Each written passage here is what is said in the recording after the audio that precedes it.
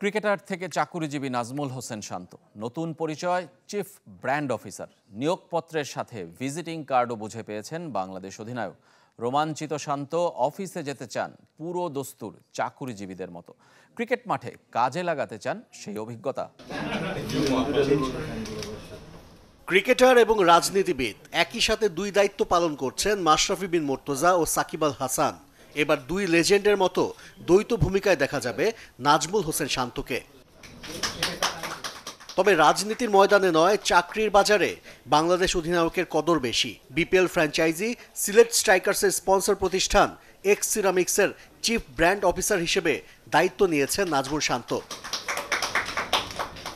শুধু প্রতিষ্ঠান কিংবা পণ্যের প্রচার নয়, পুরো দস্তুর চাকুরিজীবীদের মতো অফিসও করবেন তিনি। মঙ্গলবার প্রতিষ্ঠানটির প্রধান কার্যালয়ে চুক্তি সেরেছেন নাজমুল শান্ত। পেয়েছেন নিয়োগপত্র, অফিস আইডি ও ভিজিটিং কার্ড। তবে সবকিছুর আগে ক্রিকেট, এর বাইরে সময় পেলেই কেবল অফিস করবেন বাংলাদেশ অধিনায়ক। আমাকে কিন্তু সবার আগে বলা হয়েছিল যে ক্রিকেটের পরে তোমার ওই লাইফটার পরে যতটুকু সময় তুমি পাবা ততটুকু সময়টুকুই তুমি এখানে দিলে আমরা খুশি। অফিস করব, খেলার পাশে যতটুকু সময় থাকবে আসবো। যেটা বললাম যে শেখার অনেক কিছু আছে, সো এখান থেকে যতটুকু শেখা যায়। নতুন চ্যালেঞ্জ নিতে বেশ সময় নিয়েছেন নাজমুল হোসেন।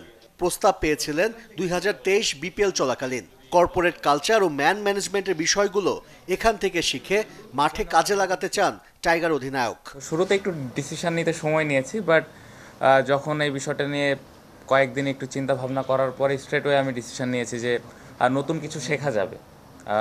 উনি যেটা একটু আগে বললেন যে এই কর্পোরেট লাইফটা তো পুরোটাই ডিফারেন্ট আমার কাছে মনে হয় খেলার মাঠ সাথে যদি এটা কম্পেয়ার করি। সো মাঠের যে এক্সপিরিয়েন্সটা আছে ওইখান থেকে কোনো কিছু যদি আমি এখানে শেয়ার করতে পারি, ডিফারেন্ট কোনো আইডিয়াস যদি আমি এখানে নিয়ে আসতে পারি, তাহলে আমার মনে হয় এক্স সিরামিক্সের জন্যেও বেটার হবে, কারণ ওনারা সবসময় নতুন আইডিয়াস নিয়েই কাজগুলো করেন।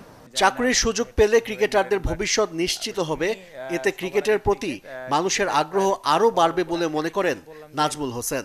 এইখানে জয়েন করার পেছনের কারণটা হলো যে আমি ক্রিকেটে আর একটু কিভাবে বেনিফিটেড হতে পারি। আশিক রুদ্র, চ্যানেল 24, ঢাকা।